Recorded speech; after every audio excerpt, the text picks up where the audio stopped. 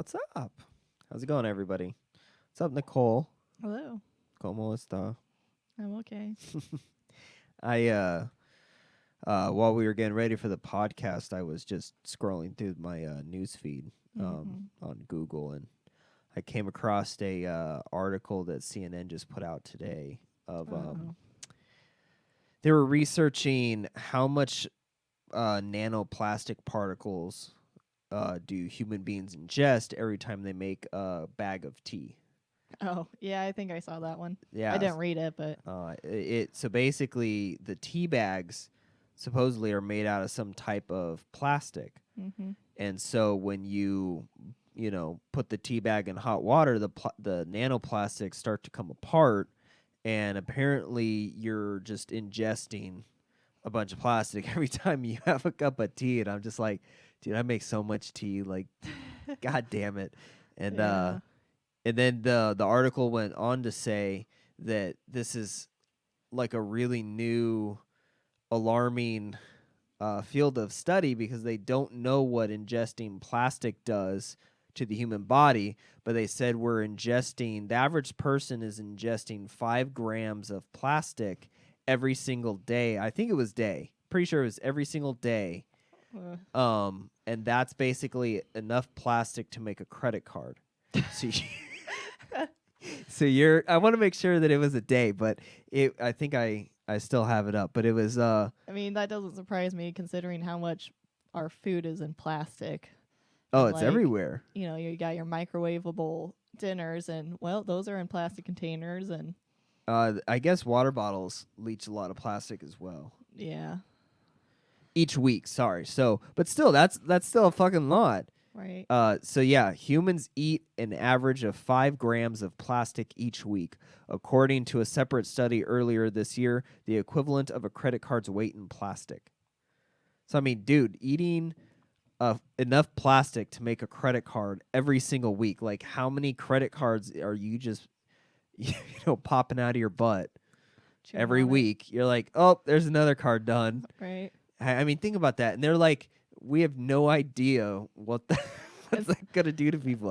Instead of cholesterol blocking up your arteries, it's going to be plastic now. Yeah, the plastic is not organic. It doesn't go anywhere. It's not degradable. Yeah. I mean, at least it seems like it's going through our system, though, because they were finding it in, the leftovers of humans. Oh, they're finding it in everything. It's everywhere. They're like, it's unavoidable. Everybody is going to be eating this plastic for a very, very long time. Like, it's not going anywhere. It's stuck here. Yeah.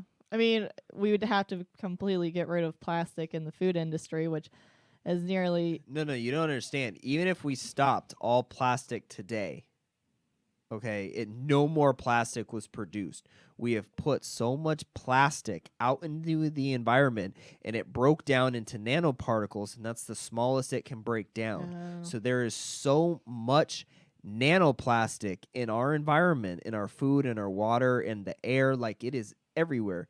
Even if we stopped making plastic today, the human species, all mammals, everything, all life forms are going to have to deal with plastic for an extremely long time, like maybe forever. Yeah. Like they're not going anywhere.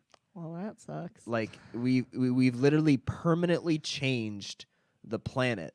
So like if scientists, fucking go back and look at the record in the sea ice or something, you're going to start seeing plastic at a certain period in the ice that didn't go back so many millions of years, right? And that's going to be us. Like we permanently have put something into the record of the planet is going to be filled with nanoplastic for the foreseeable future, easily. Lovely. It's a scary thought. Like, I mean, we're talking about so many permanent changes when you talk climate change and... It's a conspiracy. Yeah, Plastic the climate is a conspiracy. The climate conspiracy. Anything environmental.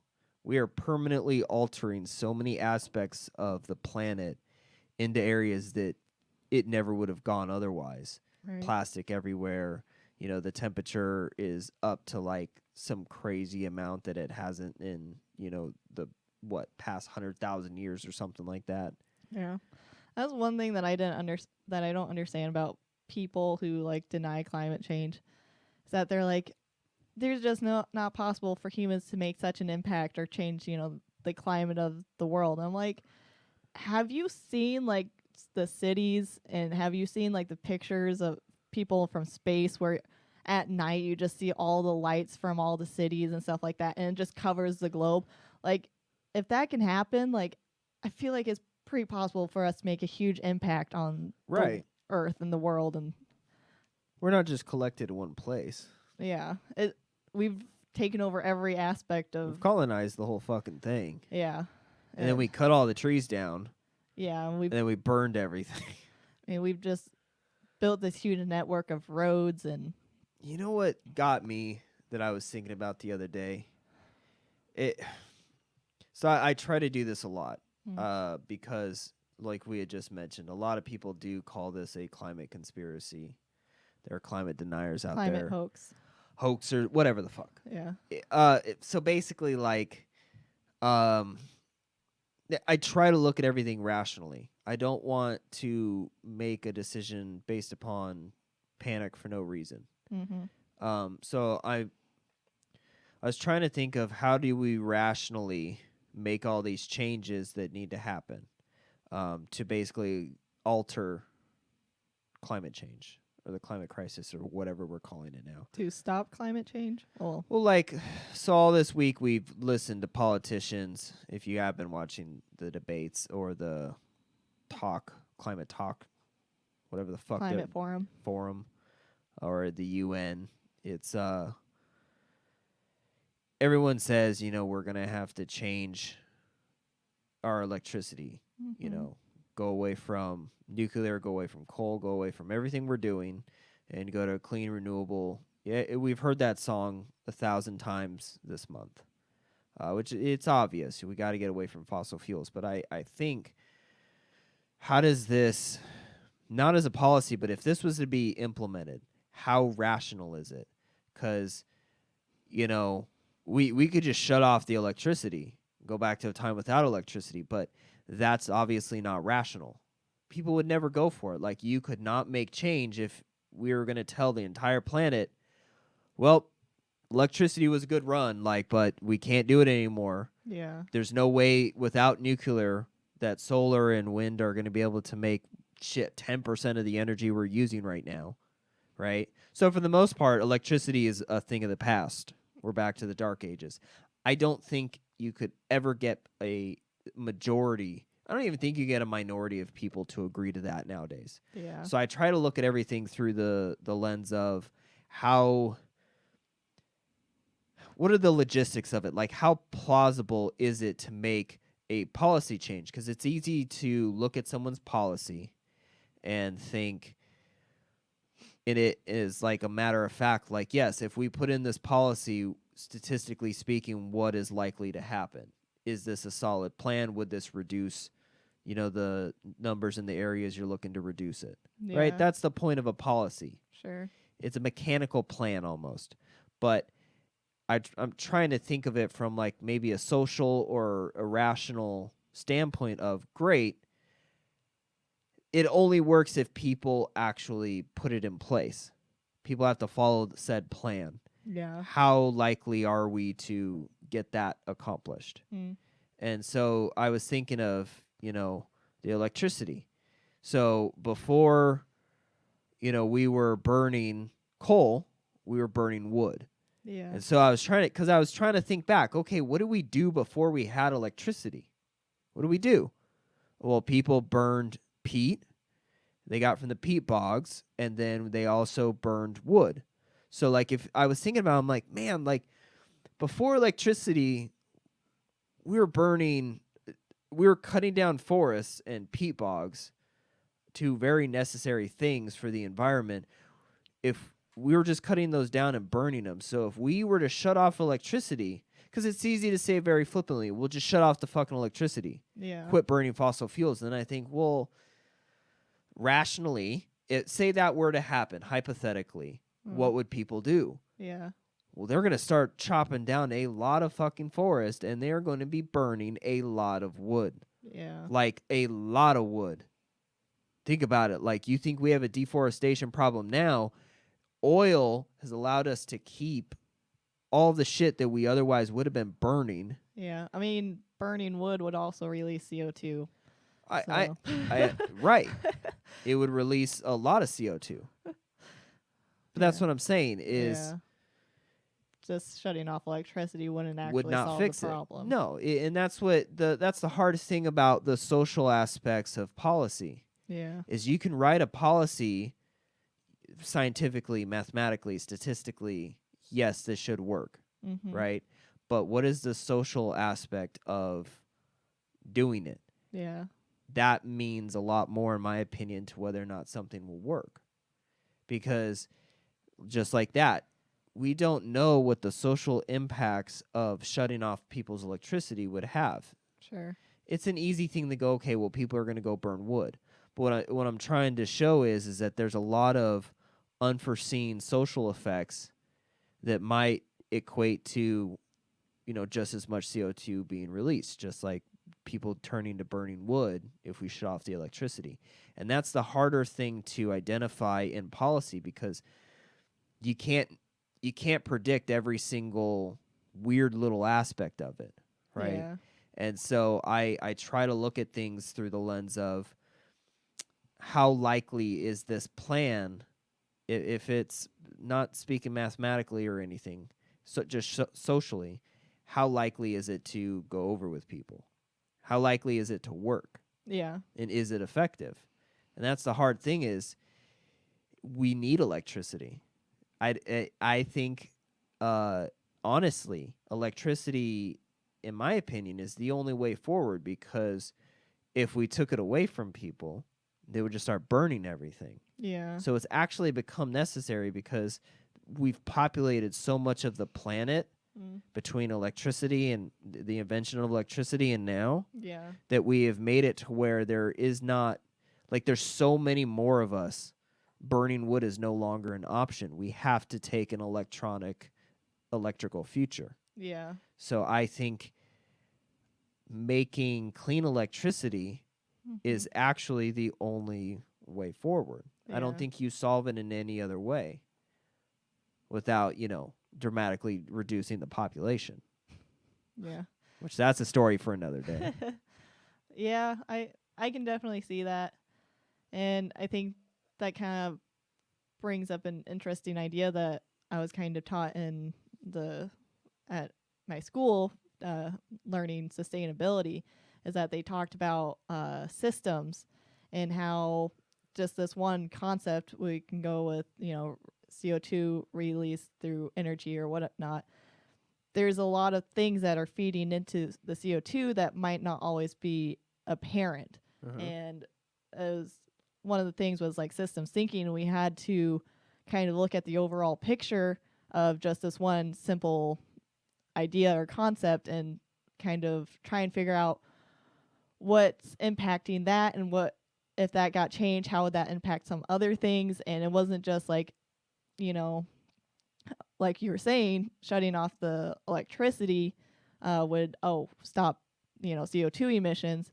It would actually, that's like your initial thought, but it could actually end up causing other problems that you never really initially thought of. And so the whole idea was to kind of consider those other. Do they call those feedback loops? Yes. Okay. Yeah. Which is something that is being discussed a lot with the rise in temperature of the Earth, is that as the temperature of the Earth increases, it's causing these things like the chain reactions. Yeah, and the polar caps melting. Well, that's causing it to be darker up in the North Pole, and that's actually attracting more heat, which is making it melt faster.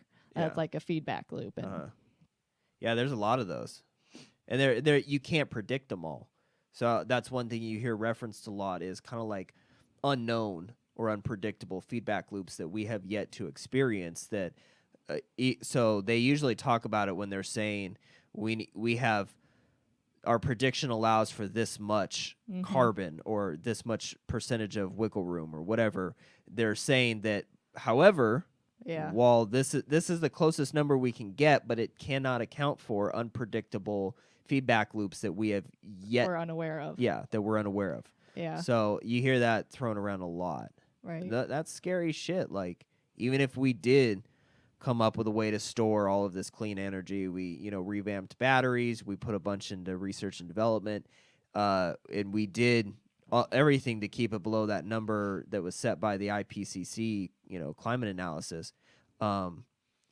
There could be feedback loops that have already started us in an uncontrollable snowball effect that basically, even if we do everything right, we may have set off a chain reaction that we can't, pull back from. Yeah. That's a scary thought. Yeah.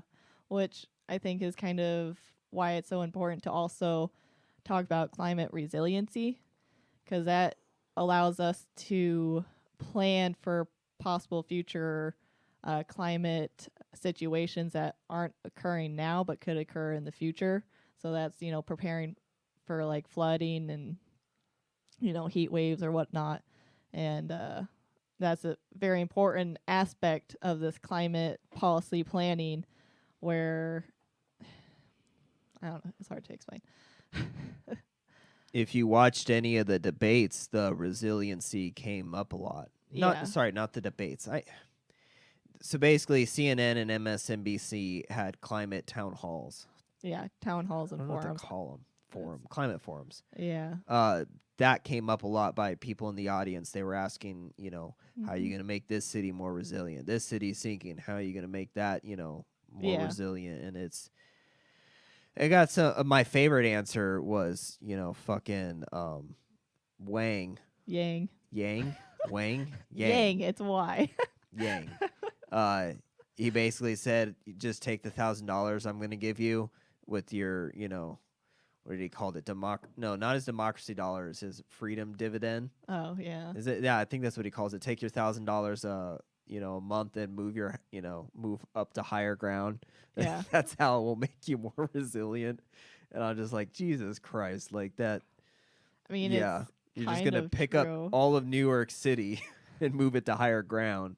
Everyone's just gonna run for the hills. Right. Like I don't understand how that helps anybody. Well, but so it was a terrible answer.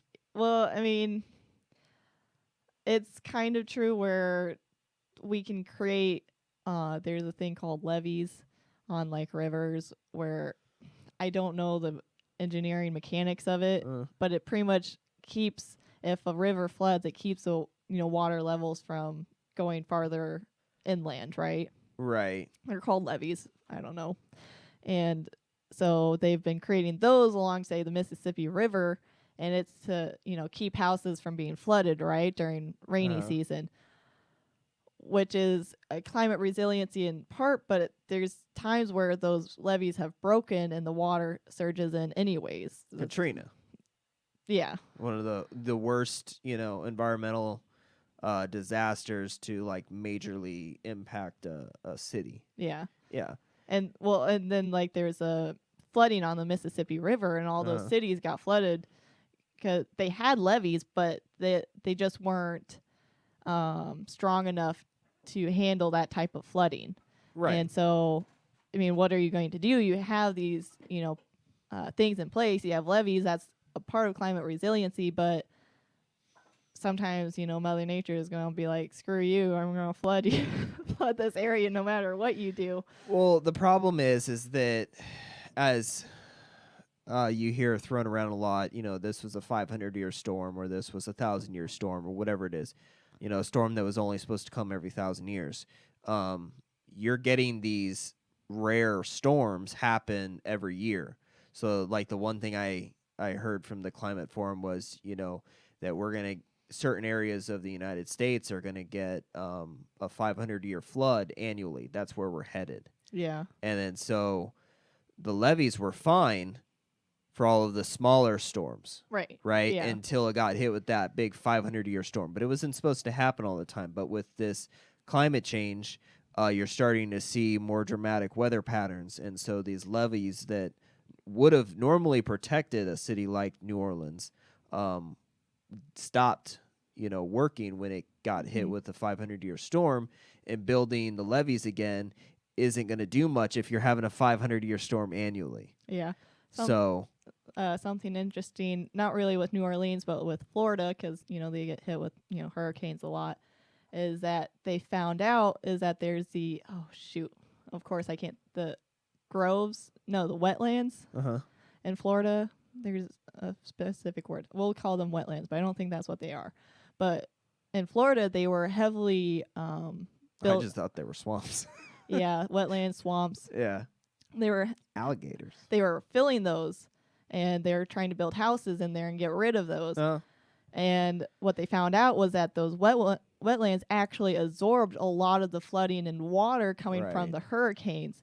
And so the fact that they were filling those in and building houses was actually making the flooding worse. And so a big part of like climate resiliency and like handling these hurricanes that are going to happen more often is actually allowing those natural ecosystems to handle the flooding and that's the unforeseen consequences. Yeah.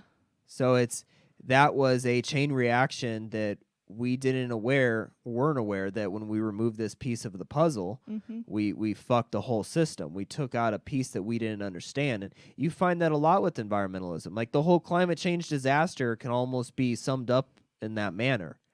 Oh shit, well if we dig up all of this coal, it's going to heat the planet up, right? When we all burn it. Or hey, if we cut all these forests down for, economic growth in this country, to put up agriculture or whatever, oh, well, that's going to cause a whole bunch of soil erosion, and it's going to, harm the rainfall in our area, and it's going to lead to, a drought. It's going to, release a bunch of CO2 into the air. Like, you don't think of that when you remove different parts of the ecosystem. But obviously, human beings, we have to build our houses, we have to build our roads, and drive our cars across the environment.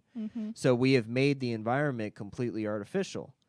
But we were unaware of all the environment had naturalized itself, right?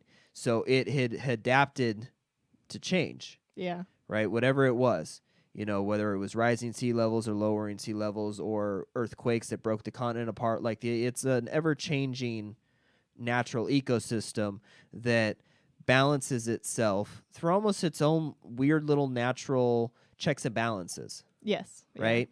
Yeah. And so the environment is created by all of these little puzzle pieces. So when the human race comes in, we don't find our puzzle piece within the natural ecosystem. We don't find our symbiotic spot, right? What we do is we come in like a parasite or a cancer, and we find something that has a benefit to us, right?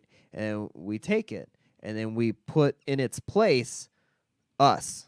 Right. We don't cut down trees and then help cultivate to regrow that forest, right?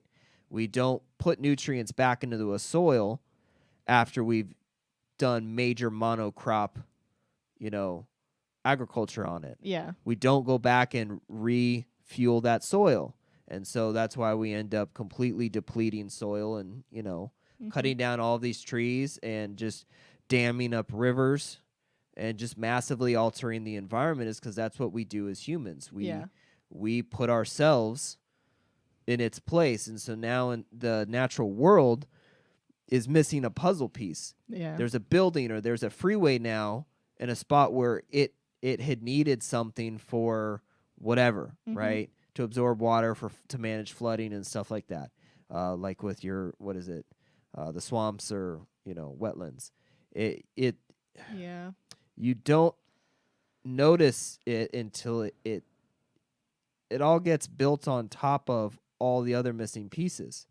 Yeah. Like a cancer, it starts out with one cell that doesn't duplicate correctly. And all of a sudden, you start getting all these chain reactions, and a whole bunch of cells, more and more and more and more, start breaking, right? The DNA is damaged. So The same thing's happening in the environment where you damage so many aspects of the environment. Now all of a sudden this fucking ecosystem isn't working anymore. Just like a Yeah. human body stops working when cancer takes over. We are a fucking cancer.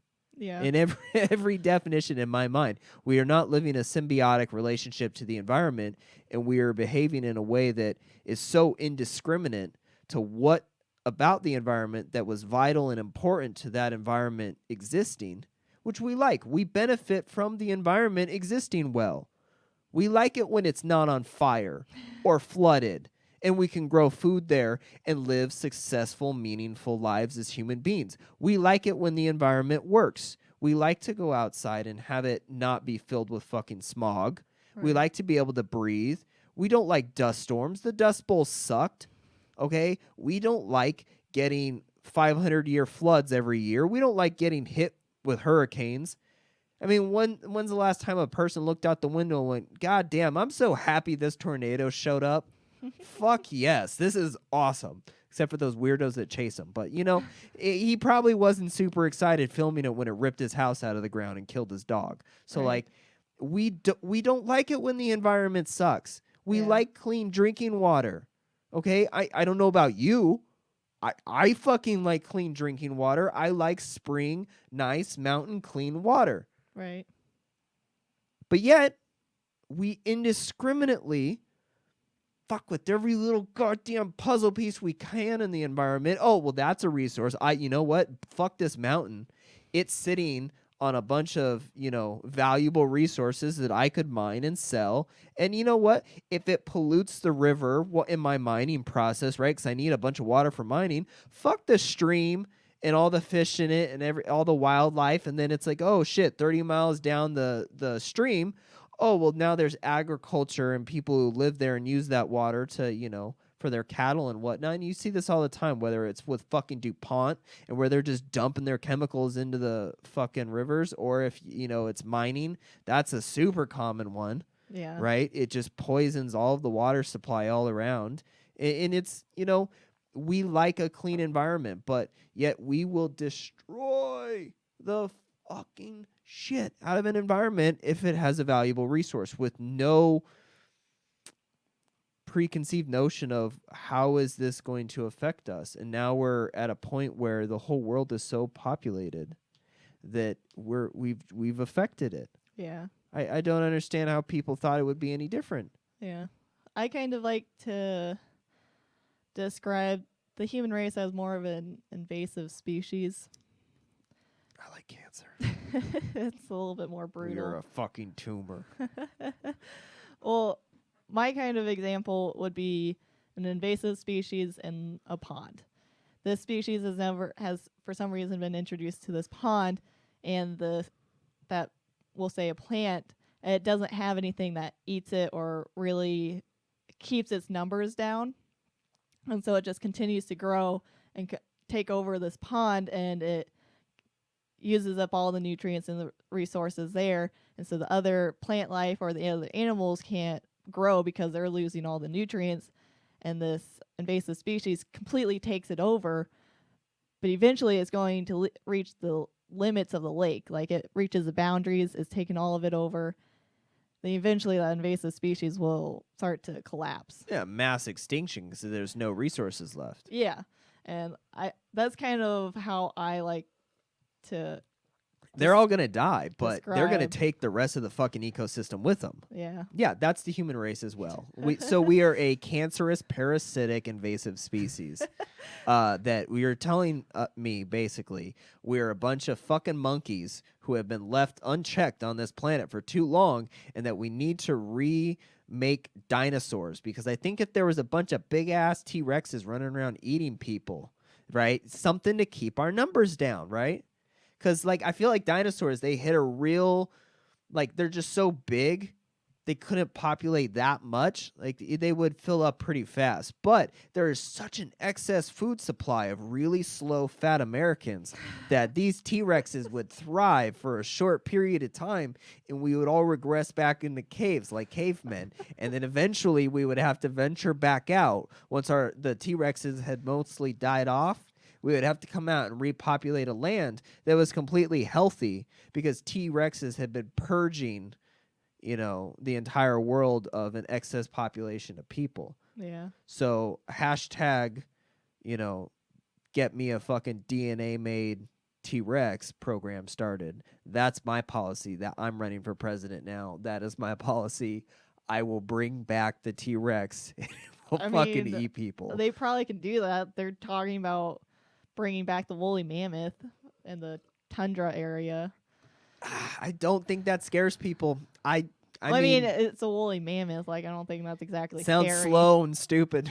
Just saying. Bring back the saber-toothed tiger. You're right. I need a fucking scary predator that eats people. See, the problem with saber-toothed tiger is it would be just like any other. It would be like a cat. So, like, it would fucking bite somebody, and then it would just torture someone for 3 hours and pull the legs off of each human. Like, it would just torture people. Try and get you to run. It's got those big teeth, like, it would just. I think it would just torture people, and I don't want to see that. No more. And it's not as terrifying as a T-Rex. Imagine a T-Rex running down the street, and you got people just fucking go, and then like that was our environmental program. That you just release a certain amount of T-Rexes in every city where we just have too much people. It is a perfectly natural, unbiased way. Yeah, screw doing geoengineering. Right. Take all that money being funded into that and fund it into... That is my geoengineering idea, is that we are going to have the environmental T-Rex. They think we are climate terrorists now, which is a new word that came out of a fucking CNN debate. It's climate alarmist. The climate alarmist. And then that also came out of the UN climate summit, where basically we're just... apparently terrifying people for the fun of it. And it's being called child abuse. Yeah, I'm abusing children.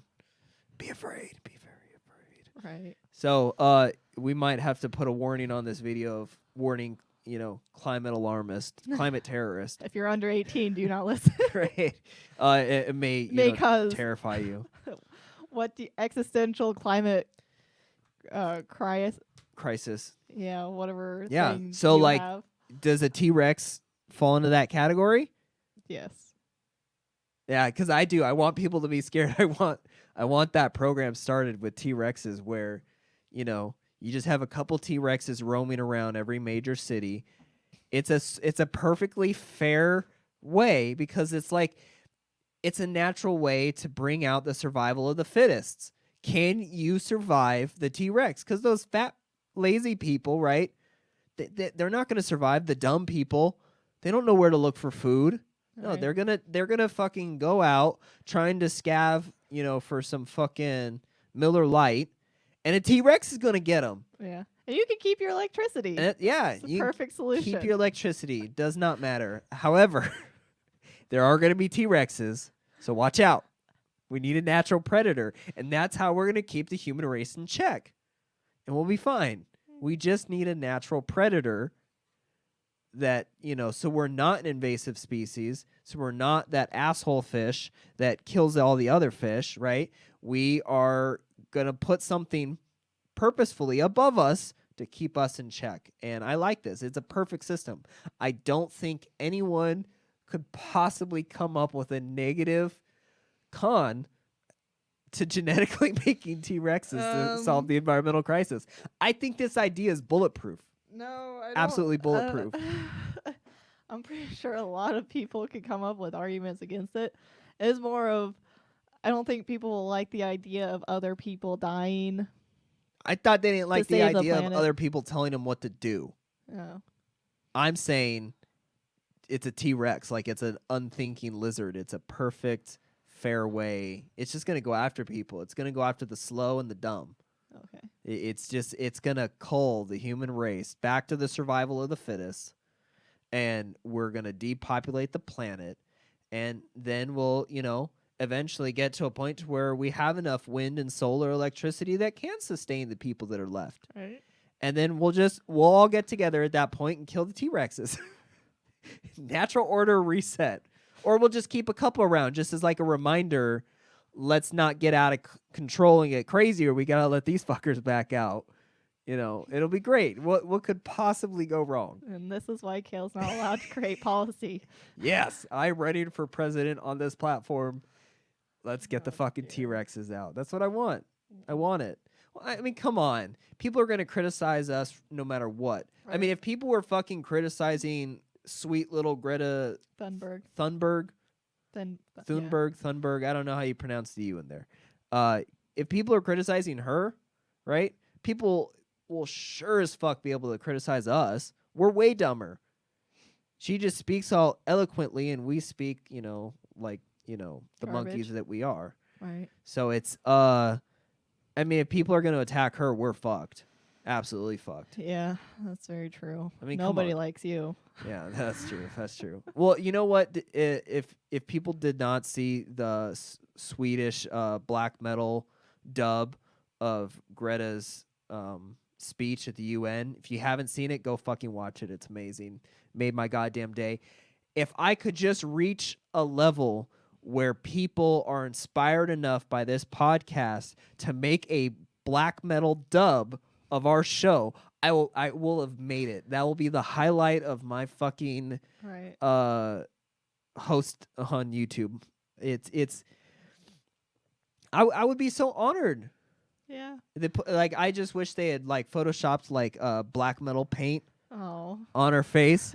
Dude, it was fucking amazing. I wish we could play it. We can't play anything on this feed. I mean, theoretically, we might be able to play videos, but we would lose our mic audio. Yeah. And it would be really shitty to navigate. We just unfortunately don't have a system that can easily pull that stuff up. But go watch it if you haven't seen it. It was fucking amazing. I loved it. What is it called again? It just search for Greta Thunberg, Swedish black metal. Okay. And it'll pull it up. It was fucking awesome. Yeah. No one's making videos like that for us. Well, we're not popular enough. I know. Yeah, I just can't believe that how people are describing her. And it's like she was trying to get some emotion out of people, make people feel bad for putting her in the position that she is. Right. And what everybody does is they're just they're like, oh, don't listen to her. She's just being abused by these climate alarmists, and this is the Democratic Party's fault and everything. It's just that's not what she was trying to show. Saying she just was filled with depression and anxiety, and that's all kids are. Yeah. What were you telling me about the therapist?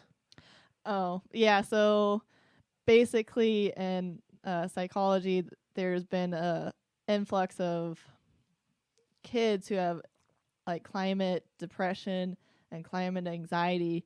Basically, they've been hearing all the bad shit that's going on with the climate, and so they're afraid of the human race dying, and they're getting a lot of depression and anxiety about this.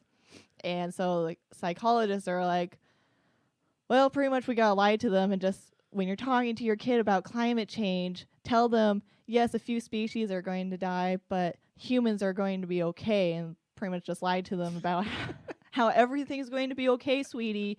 You don't need to be depressed about this, instead of actually be shit, my kid's really scared of losing their future. We should probably do something about this. No, we're just going to lie to them and make them feel better. It's okay. All the other animals are going to die, but you'll be okay. It'll be okay, Timmy. Yeah, well, I mean, it's better than the Christians where they're like, no, it's okay.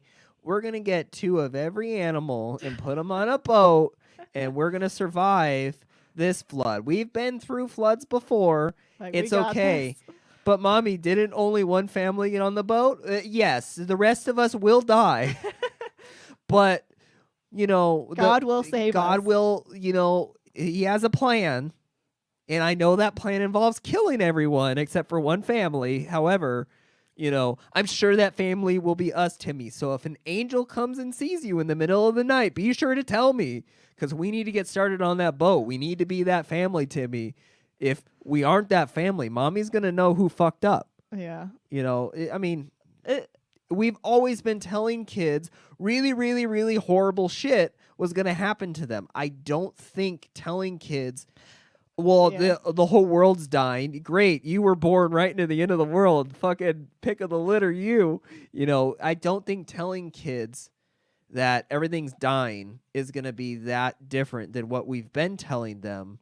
That they're going to go to hell if they're Right, bad. it burned for all If they touch eternity. themselves, they're going Yeah, to be. don't touch yourself, Billy. You know, that's self-abuse.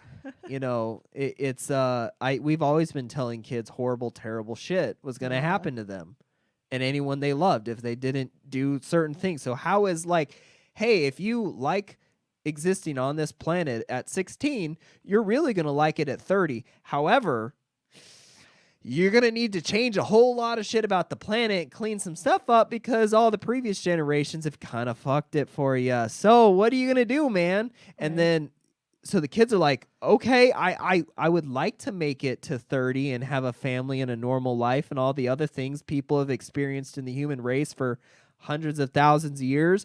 But, you know, I guess my future's in jeopardy, so I will clean it up. Let's get started on this. But then they go to, you know, to legislators, and they go to the White House, and they go to the fucking, you know, climate talks, climate summit at the UN, and they go, hey, older generation, just a thought, I was thinking maybe, you know, we could get rid of the whole fossil fuels thing, maybe quit making plastic, maybe save the environment, you know. I don't know. I would like to make it to 30 and not have all of this crippling depression and anxiety that it's all just going to die. I don't know. Could we maybe change some stuff? Like, you guys write laws that are supposed to help people. You think maybe you could identify this overwhelming existential crisis that involves the entire death of our species on this planet? You think maybe you could pass some laws to try and, I don't know, let's take a shot in the dark, maybe curtail some of those life-ending effects?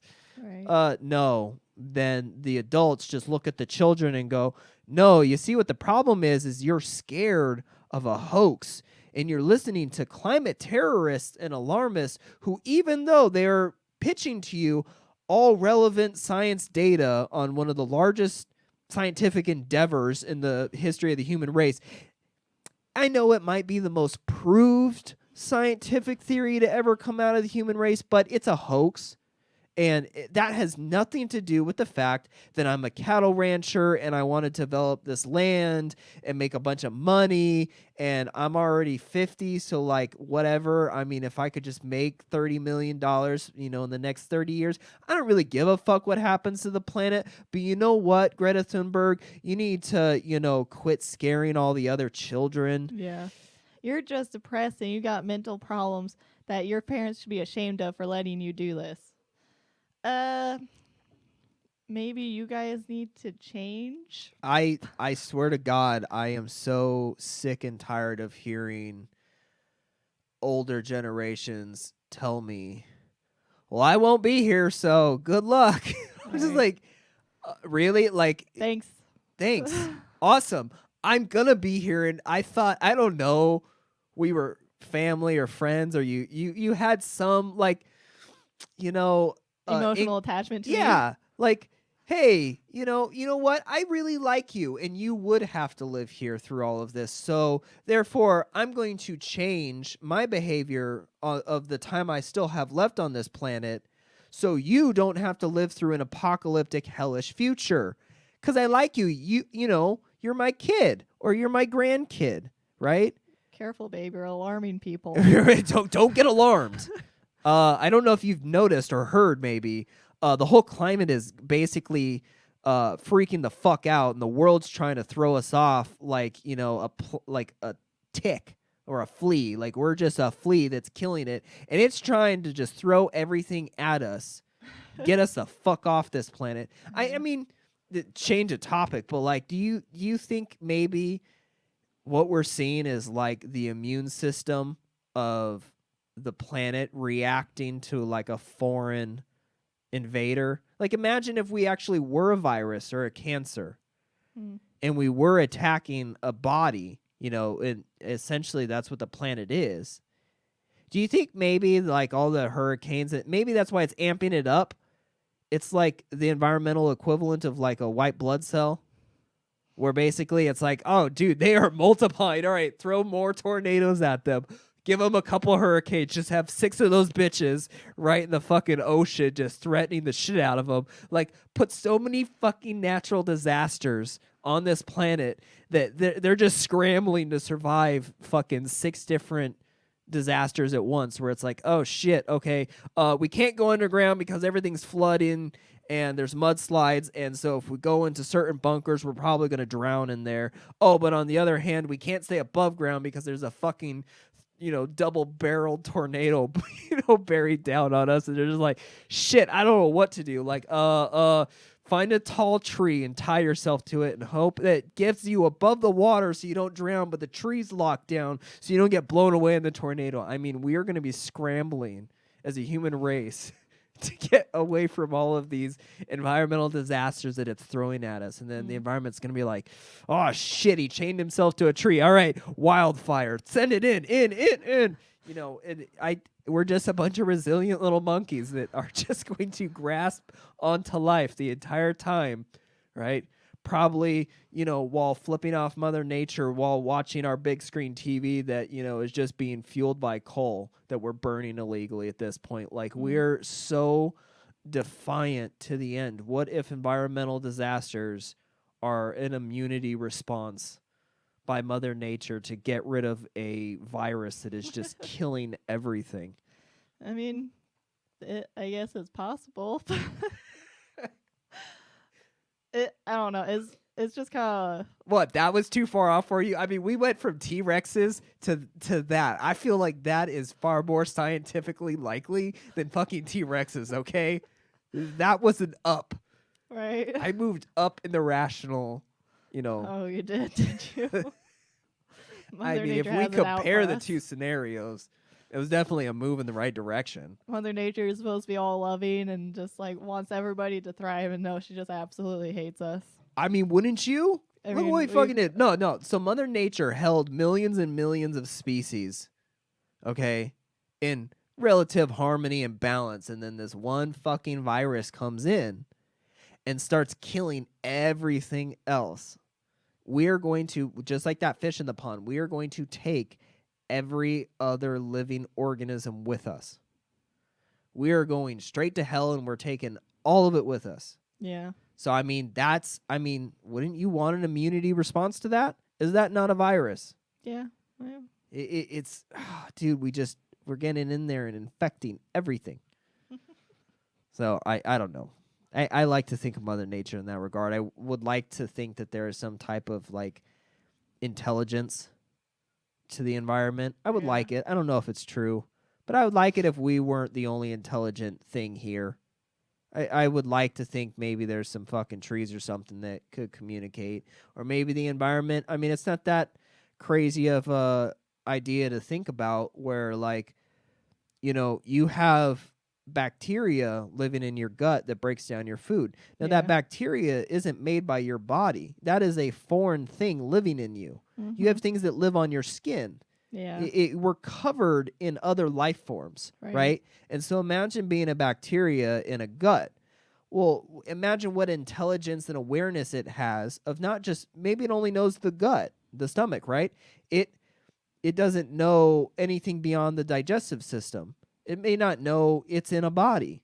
It may not know what it is. You don't know what its level of consciousness is, but there is some type of sentience there. Like, it has a purpose, right? It does something. It reproduces, and eats and continues its existence, just like we do. We procreate and keep going. And we're living in an advanced system. The Earth operates very similar to, like, our bodies, right? Yeah. You got these vital things that play, its little role in the overall life of this organism, right? Yeah. If one of our organs stopped working, the whole system goes out of whack and we die. So if you think of the planet in the same term, what if we're just like gut bacteria? We think we're aware, right? But therefore we can only understand our own awareness. I mean, maybe they're just like a gut bacteria inside me can have maybe some level of conscious thought, and then I can have conscious thought. Maybe the thing that I'm in can also therefore have some level of conscious thought? Is it that much of a stretch to say that maybe the trees and definitely the other animals, they have some level of conscious thought? We're not the only conscious creature. I think there's a lot of stuff coming out that trees may be able to communicate and share resources in some rudimentary way. Shamans have always said that they could talk to plants. So let's say there is a communication among plant life forms. Yeah. Is it that crazy to think that maybe there is some overall sentience to a planet Maybe. that maybe we just don't understand? Because, like, I get it. It's a foreign concept and your brain breaks because you can only visualize our consciousness. But it's we couldn't envision any other type of consciousness.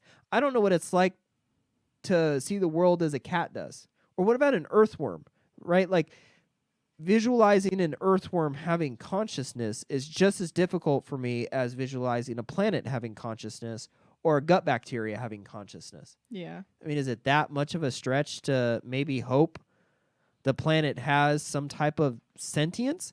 And if it did, right, every organism, every type of sentience has its own defense mechanisms, right? Because you have to survive. Yeah. And if you haven't noticed, we have a habit of eating each other. Don't know if anybody noticed, we eat other fucking organisms. We eat animals, we eat plants, we consume other conscious sentient things. So everything has its defense mechanism, Yeah. right? So would the planet not also have its own defense mechanisms? Is it that much of a stretch? I think you're getting a little too philosophical for us. Okay. I mean, I wouldn't say it's not possible. I mean, I think that's kind of a cool idea to have, planet have some kind of sentience. I mean, there's also Well, that's where the concept like Mother Earth comes from. right, and there is this kind of interesting theory that plants have actually domesticated us. Yeah, right. I like that. Yeah. And which is a really interesting thought because we thought we've domesticated plants, but We thought we were cultivating plants. yeah. And it turns out the plants may have just domesticated us to cultivate them. Exactly. Fucking plant overlord bastards. They manipulated the shit out of us. Damn it. So that basically means, I've been made a bitch by broccoli and avocados. And Mm-hmm. Well, there's a author, Michael Pollan, and he's written a couple books on the food systems. So agriculture and how we eat and the omnivore's diet. And one of his books, he introduces it when he's talking about corn agriculture, and how he describes it is in that kind of theory that corn kind of pushed us to grow it and live off of it and sustain ourselves with it so that it could continuously grow and take over, spread, because we have so many fields of corn, right? I'm butchering this explanation, but you should read Michael Pollan's books. They're amazing. Keep telling me about his books. For some reason, there's a really bad delay in your video and your audio. That's not good. I'm just trying to fix it, so just keep telling me about Okay. the book, even if you're butchering it, or you can tell me about something else. I'm just focused right now on your audio. Okay.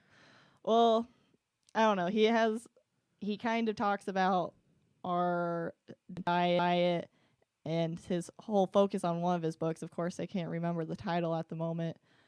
I think it's Omnivore's Dilemma. I think that's the book, but he talks about us growing corn and how we've developed corn to, grow these ears of corn that is edible and that we consume, and it's allowed us to thrive off of it, and therefore we've wanted to continue to grow it, and which allows the plant, which is its main goal is to continue to reproduce and grow more plants, right? And so that's kind of what we've allowed it to do, is we've continued to grow corn. Every year we need corn more and more, and we've been using that, and we've been growing a lot of it. Jeez, this is so bad. Sorry, people. But I don't know. It's a cool concept. At the same time, if plants have domesticated us, they haven't done a very good job because we're just cutting down forests. But We were pretty shitty caretakers. it's kind of like raise these dogs and all of a sudden like goddamn breeding. Is it fixed yet? Damn breeding. Not fixed. It's really hard to do. Oh no. Well, I don't know what else to talk about. Oh, hopefully people just listen to this one. Right. But I don't know. It's People just listen to this one. right. Trees. They've been releasing news articles about the Bolsonaro president in Brazil. He's the president of Brazil, and how he's pretty much stated that the social media attention about the fires on are all kind of like, as Trump usually puts it, fake news, and it's over exaggerating the problems of the fires, and they're just trying to make, I don't know, what are they to do? The media is trying to diminish Bolsonaro's power and continue to control Brazil politically, keep them from being able to grow and become a developed country, which is kind of ridiculous. I think people just, don't want the Amazon to be on fire. So, try and fix that, dude. Right. Yeah, I don't know on this one, because mine's just fine. Maybe a little delay, but it's all right. We've had problems with this camera before. Yeah. Unfortunately, we aren't using the same cameras for both of these. And the other one sucks. Yeah. I hate it. That's why I always look like shit. I mean, I'm beautiful, so like that's hard to do. So you can understand how shitty that camera is. I don't actually think that. Yeah. I don't understand how people can call this climate terrorism. I really don't. It fucking boggles my mind that anybody who wants to talk about this is just an alarmist. We throw these labels a lot around, and it's anytime you just want to discredit something. Right. You just throw it into a label that you have demonized. Right. Or disgraced. And obviously the people coming up with these terms are trying to disgrace. Yeah. They're using terms specifically for that. Yeah.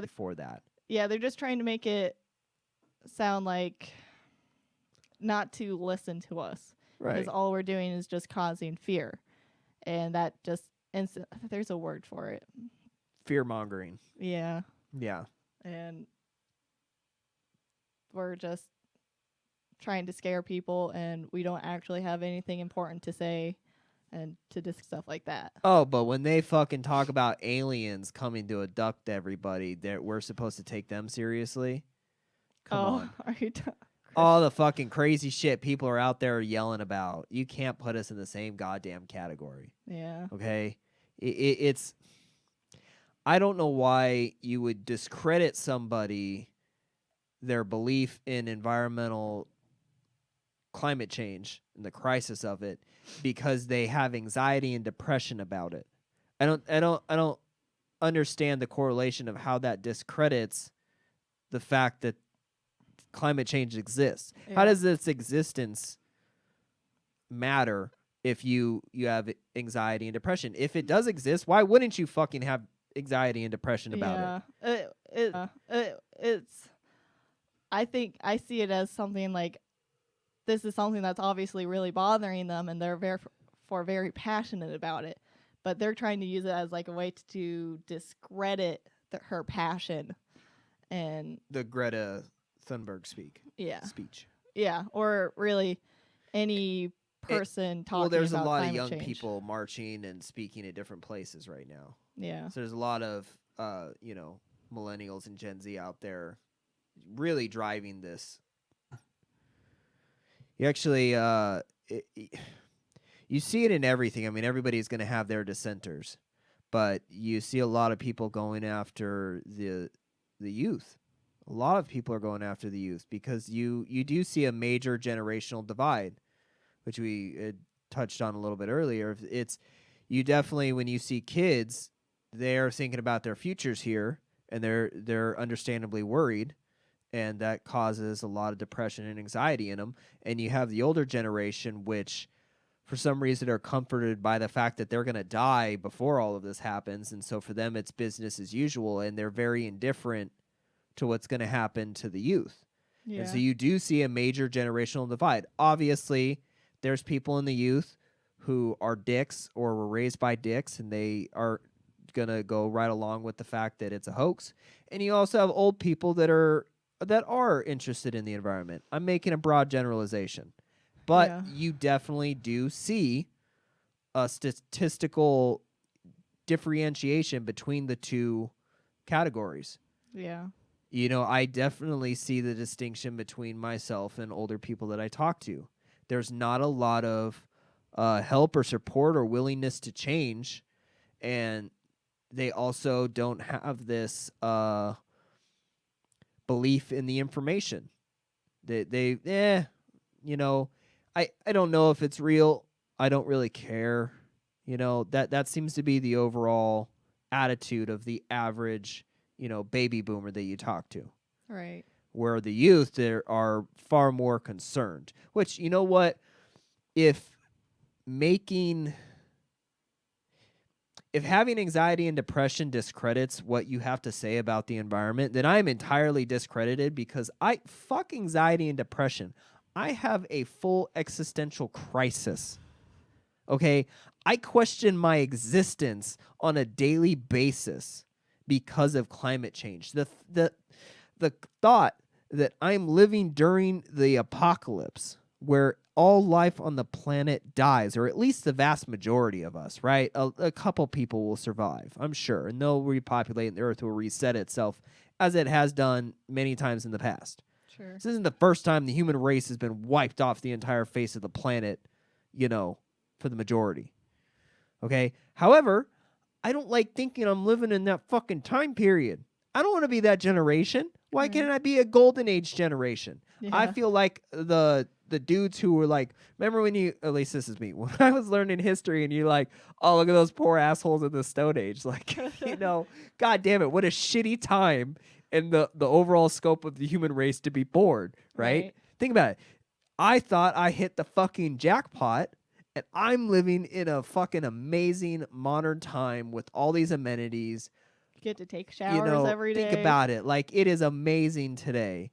I got fucking television and video games and the internet and electricity, and that motherfucker had a rock, okay? Like, and died at the age of 22 on average. Like, fuck. Like, I thought I hit the jackpot, but now it's like, oh, shit. Like, that Stone Age dude's laughing at me. Yeah. Because he's like, you gotta fucking die too when you're young, you dumbass. Like, fucking, I'm now born in the one of these mass extinction events. I'm like, motherfucker, like that. If that does not make you question your existence, I don't know what the fuck will. But I have like full blown existential fucking crisis, not just depression and anxiety. Like, it has manifested itself into a dark knot in my emotional well-being that I carry around with me every single day. There is not anything I do that is not somehow seen through the filter of this crisis that I feel emotionally. Like, you go to the grocery store and it's like, I'm trying to limit the waste that I buy, but there's a little bit of plastic in everything. I mean, bulk isn't really big out here. I mean, every once in a while we have to buy something. And then after doing the recycling episode, you realize, oh, this is probably going to get thrown away or burned anyways. Even if I put it in the recycling, I'm buying plastic, and I feel shitty. Yeah. I don't feel good. That little fucking ball of existential hate just fucking digs its teeth in, and you're just like, I feel so shitty for buying this piece of plastic. And I'm just sitting there watching all my little plastic items. Like, oh, I tried to reduce, and we have reduced quite a bit. But every little plastic item I see going down that conveyor belt that they're wringing out, and I'm just like, I feel every single little one of plastic twisting in me. I'm like, oh, you piece of shit. Like, God damn it. Why are you buying plastic? You are the problem. You know, it's so fucking hard to be a consumer and not feel overwhelming guilt and self-loathing and depression and just anxiety and everything. Like, it manifests into this existential crisis of every time I drive my car, I feel like shit. I buy plastic, I feel like shit. I run my AC unit down to 76 because I want to sleep in the cold, but I know that's going to take so much more electricity, which is burning fossil fuels, and I feel like shit. It's how do you not feel that? Do you not feel that? If you don't, do you feel that? Am I crazy? Like, am I just a weird anxiety-ridden wreck? Well, Or is that just caring? I think I definitely tune out the like driving my car and feeling depressed. But I definitely, like, almost every morning on my way to work, I do feel like a lot of anxiety and depression and a sense of hopelessness when it comes to the environment, because I just think about what the future is going to be like, and how it gives me a lot of depression and anxiety thinking that the human race is just going to keep going and destroying this beautiful planet. That's like what I'm really, With utter disregard. yeah. Like, you're aware of the damage. Yeah. And like, people just don't care. All they think about is how they're going to make money when they develop this land and sell houses to people, and they claim like they're helping people out because they're providing homes. And it's like, we already take up so much land for like the Phoenix Metro. Like, the Phoenix Metro is huge. Why do we need to keep taking this beautiful desert and tearing it down and building these cookie cutter houses? Like, I really don't want that. Like, that's where I get upset, is that people just tear down the earth and the land with utter disregard for its beauty and just how amazing it is, you know? Yeah. With the human race. So the human race is very short-minded. We don't project for the future a lot. We see the human race sees a lot of things in terms of short-term gains. Yeah. So when you develop parts of the desert or any part of the environment anywhere in the world, when you develop something and you're going to tear it all down and you're going to put up, homes for people, you're looking at how much money you're going to make selling that subdivision, right? And then they promote all the jobs that's going to create, right? And that, it's, if you don't support them tearing down this forest or this, wetlands or this piece of the desert, or whatever it is, if you don't support it, you're not pro-worker. Yeah. You're anti-worker. And then they just run all these campaigns that, oh, well, this is going to take away jobs. We're going to lose jobs. People are going to get fired. And that's like a really big thing. Person hates you for wanting a Right. job. Right. He wants to take your job away. I was going to pay you $20 an hour, and this asshole doesn't want you to have that. And they go, yeah, fuck him. And then but this person that you have against these, right? So you have a couple environmentalist groups that do go and take those people to court. You can't chop down this forest, you can't pollute this river, you can't put your subdivision there, right? And they don't gain anything. Right. That person gains absolutely nothing from what they're doing.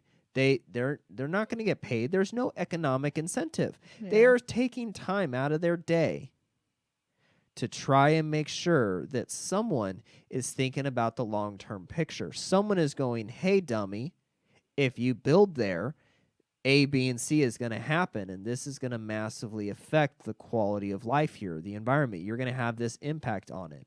And so we need to make sure that when we're developing, we pick areas that are going to have the least amount of impact. You can't take this because all of these wild natural resources are finite, right? In a certain area, like it has so many vital organs. You take out too many of those and you're going to devastate the area. In Arizona, we use way too much fucking water. Yeah. We use way more water than gets put into the ground. So logic would tell you eventually you're going to run a deficit.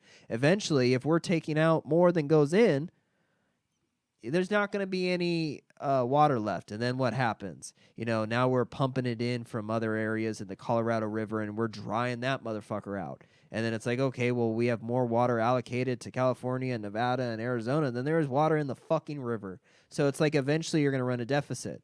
But people saying, hey, maybe we should conserve, the environmentalists, right? These people that get demonized, there's no incentive for them to do this. They're doing this because they're trying to protect the natural environment. But people don't often see in that long-term vision. Yeah. Oftentimes you have these developers who are controlling public perception because they have the money.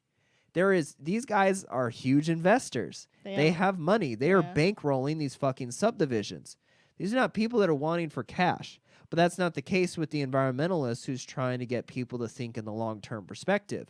So what happens is these short-term perspectives get fucking bankrolled, and they just go after all of the environmentalist groups. And that's where you get a lot of these terms like alarmists and terrorists, because we have so much negative association with terrorism that if you just want to make something negative, we'll call them a terrorist. Oh, they're climate terrorists because they're terrorizing your children. Yeah. Your children are fucking depressed, and your children have anxiety, and your children want to kill themselves in record numbers never seen before in our society. And it's your fault. And it's their fault. They fucking made your kid sad because they told your kid about the total environmental destruction of our planet that we're causing. That you're causing. So don't tell your kid how you're willingly causing all of this for short-term profit. Blame the environmentalists who doesn't want you to have good paying jobs, who is just terrorizing your kid. Yeah. And that's how everything gets fucking painted.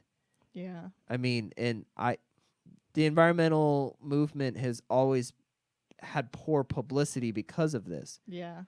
Because it's not really human focused. No, it's not, and there's no incentive. And people are very selfish and self-centered about the human race. Like the human race is above everything else. Like it is the most important. Right. And the environmentalists don't think that, and so they get demonized a lot. Well, the problem I see is I come at the environmental movement from a lot of philosophy and psychology and stuff like that, because I see it not as a fossil fuel problem. I don't see it as a fossil fuel problem. I don't see it as a CO2 problem. I don't see it as a climate change problem. I see the entire environmental movement as a human problem. Because at the core root of everything, it's humans. Yeah. It wasn't coal. Coal wasn't doing nothing. It was just fucking sitting there. Oil, it used to be a dinosaur. Which brings me back to my TRex theory of TRexes. They want vengeance because we burned all of their ancestors in our cars. Right. So the T-Rex he's going to come back. We violated their ancestors. And if history has taught us anything, you don't fuck with somebody's ancestors. They haunt you. Right. But we'll shelve the T-Rexes for another. I want to do a whole podcast just on my T-Rex policy. But going back to the philosophy of it, it's human beings are essentially the problem. Yeah. We are the ones that took all this plastic out and extracted it and filled the fucking environment with it. We're the ones that filled it with, chemicals and radiation and pesticides, and it's us. Right. So if you can't solve the issue on the most basic human level, it can't be solved. You can't solve the CO2 problem or the climate change problem or the plastic pollution problem without identifying the human problem. Yeah, we're kind of the common denominator. We are. If you cure the human problem, you cure the environmental problem. Right. And so that's why I focus a lot of it on the social aspects and the psychological aspects and the philosophy, because that's what we are. We're these conscious thinking beings, right? We do have the ability to rationalize. That's why I wanted to make a podcast where we could talk Yeah. and people could communicate, and we could do this on a human consciousness level. And so the idea is that at the core psychology of what I think is wrong, if I had to point at one aspect of the human race that causes environmental problems, it would be greed. So greed is something that forces you to want things, right? Yeah. And Want more. it was more. And so we used to greed used to be a valuable thing when the human race had next to nothing and we were these hunter-gatherers, and it gives you this ambition, this drive to keep getting after it, to keep hunting, to keep building, to keep farming, and it was a hard life for our ancestors, not easy. And so all of these emotions were designed for a existence that we don't live in anymore. Yeah. We are so far removed from how our ancestors lived for hundreds of thousands of years, right? And so greed serves a completely negative purpose in our society because people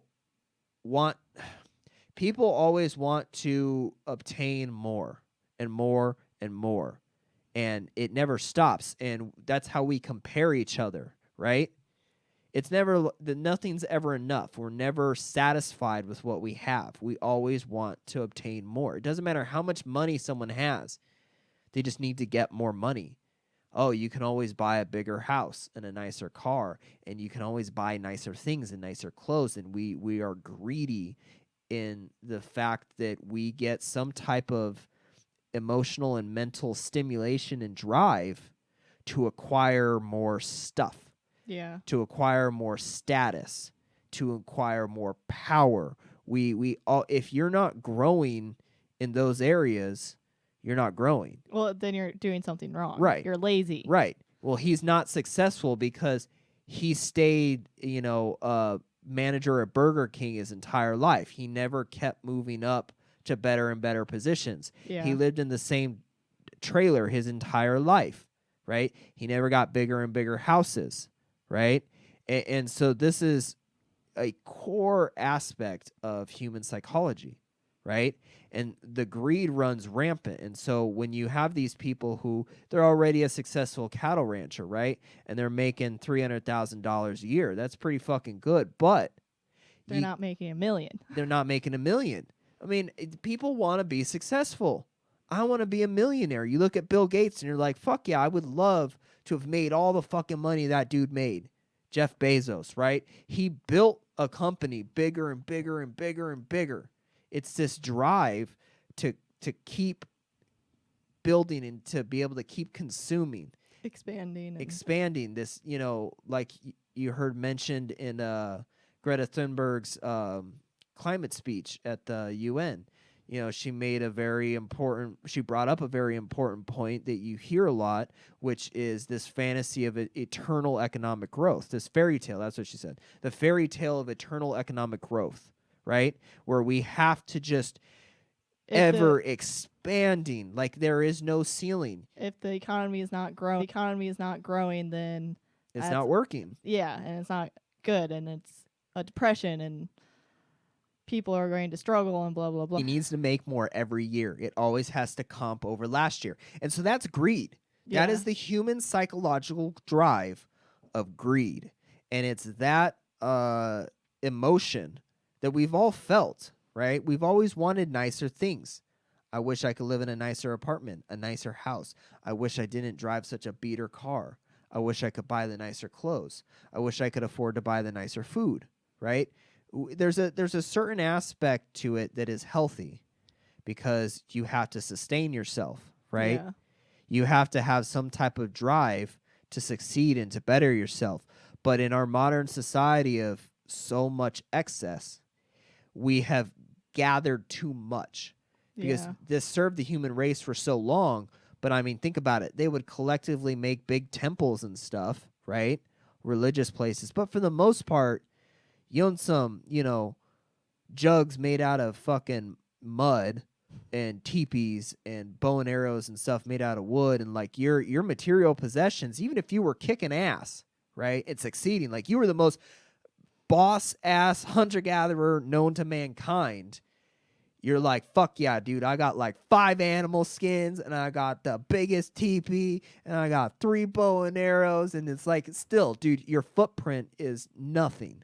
Yeah. Right? And you share that with your family. You're like, this is my family's collected wealth for 600 years. Like, it just, all of their things broke down, were biodegradable, and it's just like they were capped at how overwhelming their greed could get. Yeah. They were limited, extremely limited. But then all of a sudden, you fast forward to the past 300 years, and we started getting together in really large groups and building cities and like fucking, then we made electricity, and now it's like we're all in a competition with each other to create more stuff and bigger buildings, and it's human greed has gotten so easy to blow out of proportion. Yeah. And that's why the environmentalist is such an insane concept to the average person, because like I was saying earlier,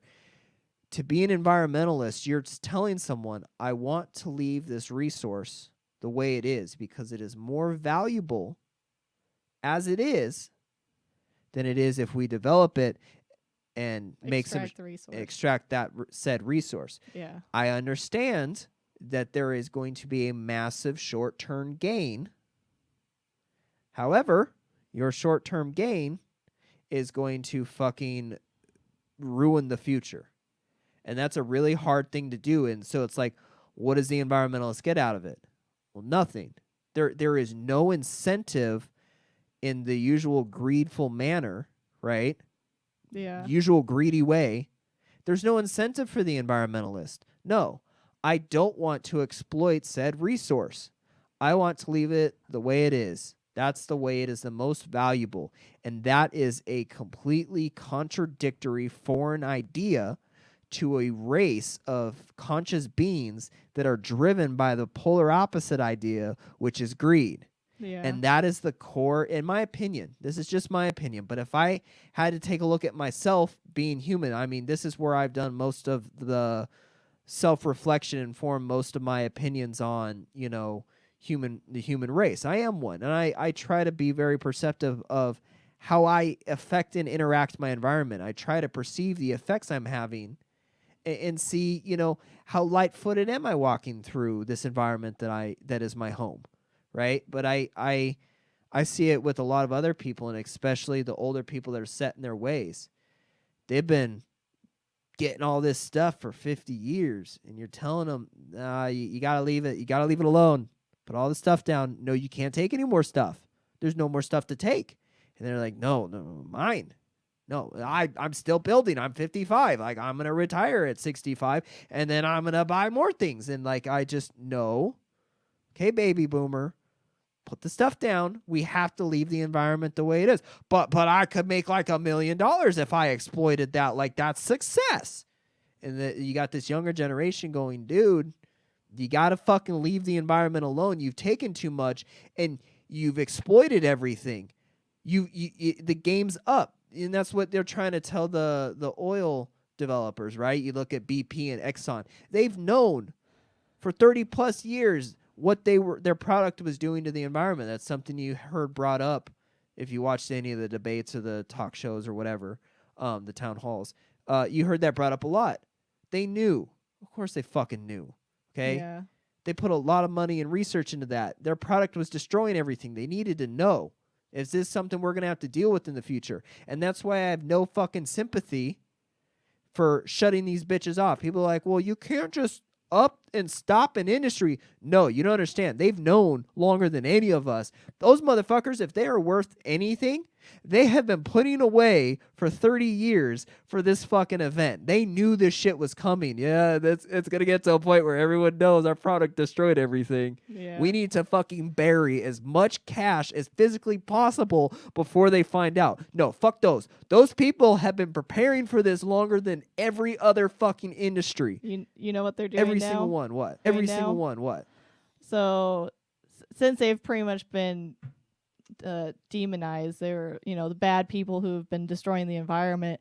They're now trying to change face and say, even though Trump has been reducing these regulations from the EPA, they're still going to try and reduce their CO2 emissions and become greener and all this stuff. And I'm just like, you slippery motherfuckers. Right. Yeah, that's all it is. And so they're going to try and be the good guys now. Right. And yeah, it's like I don't BP know. everywhere, but look at how much money we spend in the cleanup. Look, we're helping all these Yeah, fucking we're- animals. And it's like, asshole, the oil is there because you fucking messed up. yeah. Fuck you. Yeah, and then they blow. Yeah, some of the climate talks were funded, I guess, in part by, fossil fuel money. They're trying hard, but fuck those guys. They've known. Yeah. But that's the hard thing to tell people is quit making short-term money. Stop it. Stop being greedy. You have enough. And you got all, and that's that generational gap, right? Young person understands two things. One, there ain't going to be no more fucking stuff to take if this keeps going this way. So they're not going to get any stuff anyways. And there's a high likelihood they're going to die in a catastrophic environmental collapse. So there are two very good fucking incentives for people under the age of 30 to go, oh, shit, like, there's not going to be any stuff left and I'm going to die. Okay, yeah, something needs to change. And the old people are going, well, I already got so much fucking stuff and I'm not going to be alive, right? When it comes time to pay up and everything collapses. So I'm just going to keep taking more stuff for the next 10, 20, 30 years. And I'm going to live real good and then I'm going to die and fuck y'all. Yeah. And that's the generational gap. Essentially. Right. It's this is something we were talking about in private. But I honestly feel like a lot of people would relate. I got such a distinct impression watching all of these debates for the presidential candidates on the Democratic Party and watching all the shit Trump's been doing. You are really seeing a clear lines of this vote in 2020 is not going to be a vote of Democrat versus Republican. It's not. You've seen in the debates, the conversation has fucking changed. Yeah. Right? With all these town halls and everything.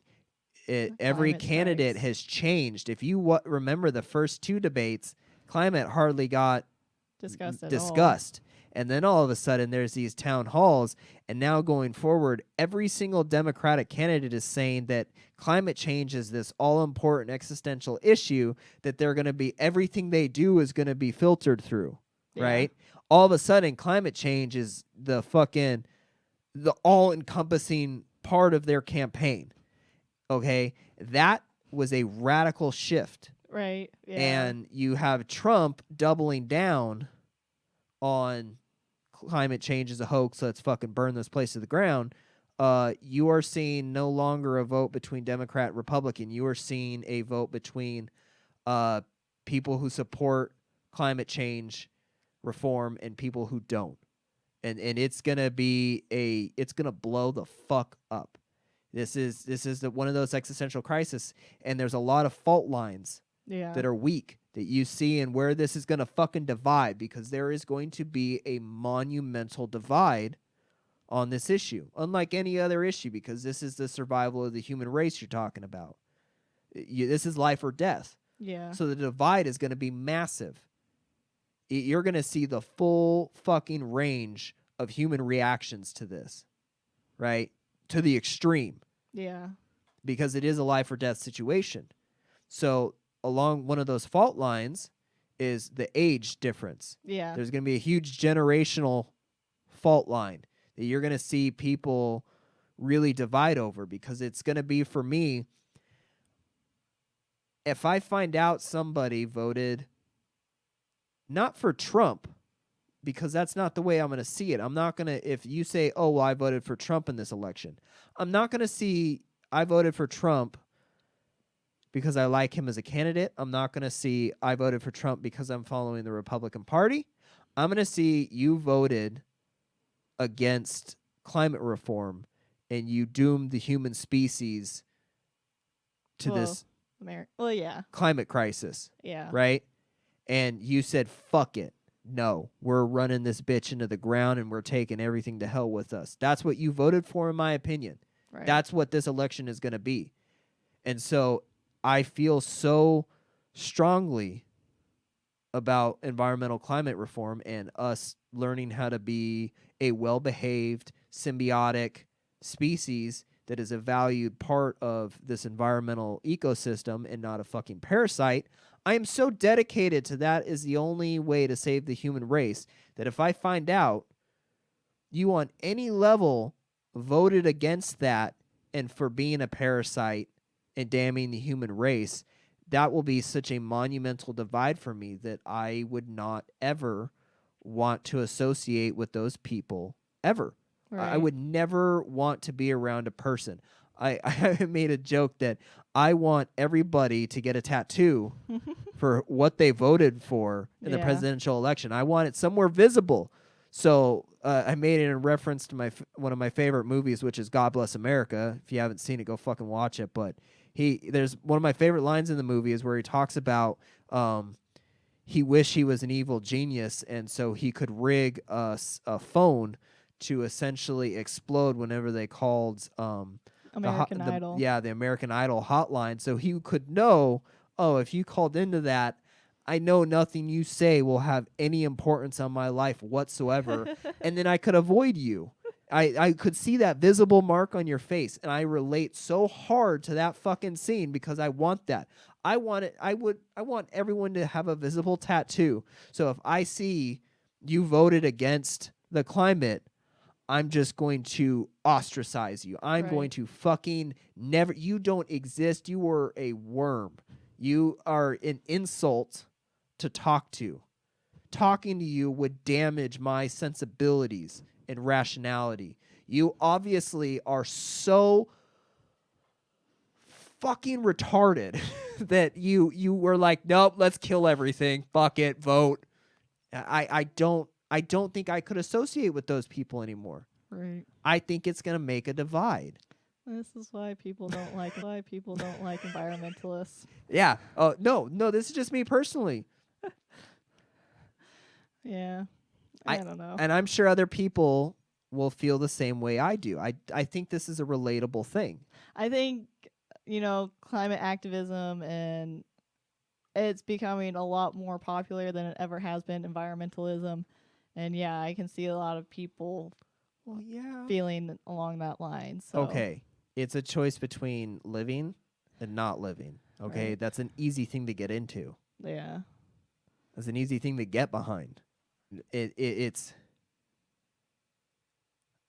more life or death than even like the abortion argument. But that's why the abortion argument gets so heated, is because in a way it's a life or death argument. Yeah. This is not just one baby in a womb. This is all life on the planet.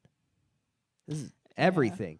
Okay, that is an easy black and white thing to get behind, which is another thing Greta Thunberg was criticized for. She said this is a black and white issue. This is not a shade of gray. It's, do you like existing with all other living things? Yeah. Or do you not? Do you not care and we're just going to burn this fucker down? It is a black and white issue.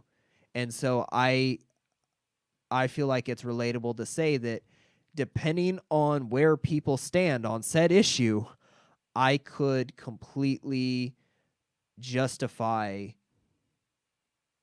talking to somebody or not.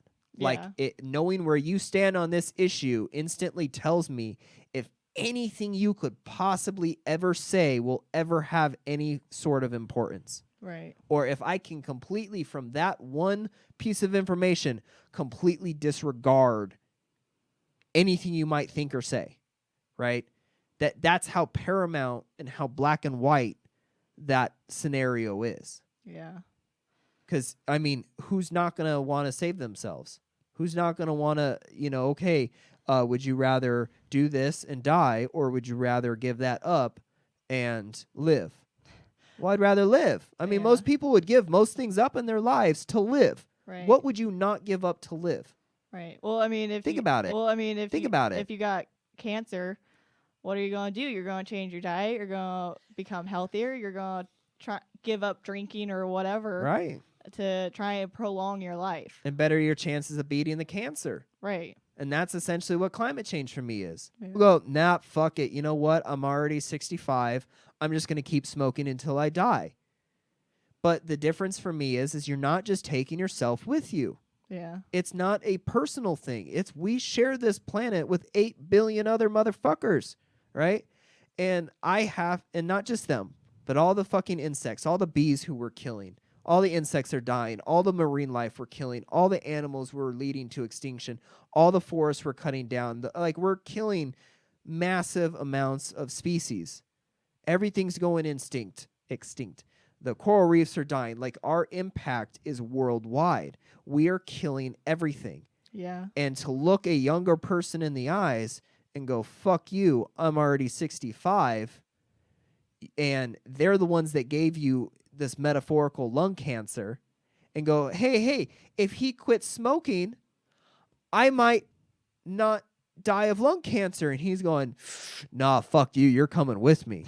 Okay, that's the situation we're in. Yeah. That's the generational divide. And you're going, at what point do you go, fuck you, asshole, I'm going to kick your ass and take your cigarette away? Right. At what point do you, and that's what I'm waiting for, is that there's going to be that gap. And that's why I'm saying I think it's relatable that people could understand ostracizing people who are on the other side of that fence, on the other side of that divide. It's like Nazis. Right.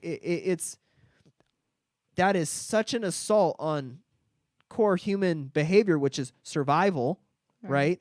At what point does the youth go, well, fuck the older generation, we're whether they like it or not, we're going to restore the environment and make all of these things illegal, and we're going to fucking change shit, and we're going to do it whether they fucking like it or not. Yeah. At what point do you punch the guy in the face with a cigarette who's telling you he's going to, take you with him?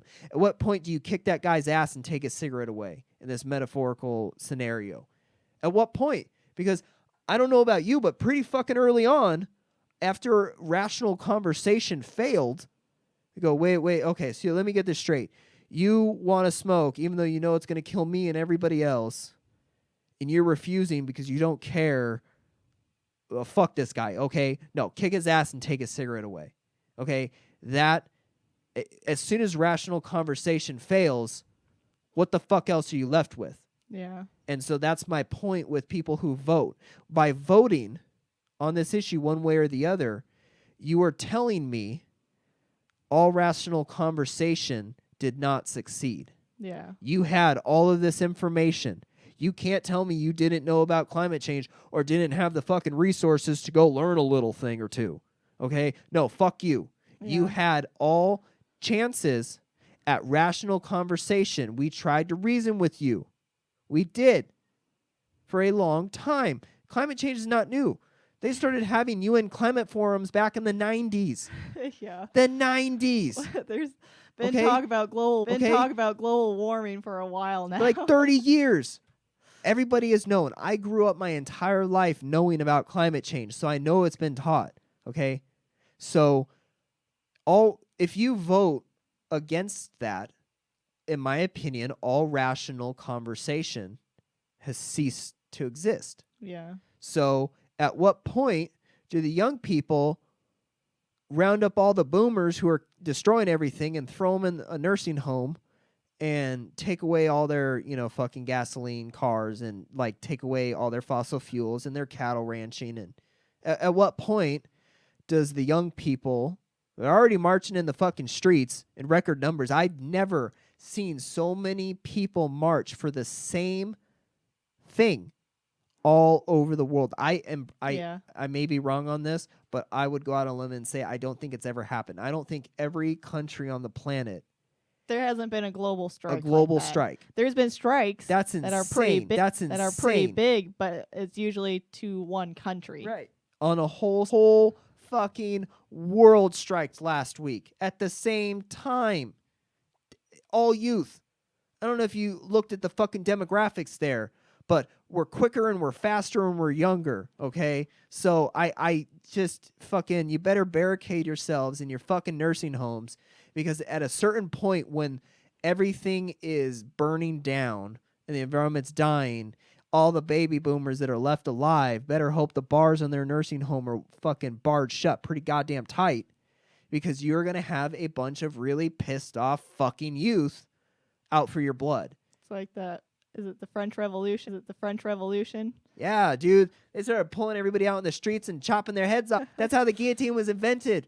You got all these fucking assholes and go, nope, off with their head, dude. They just started killing people.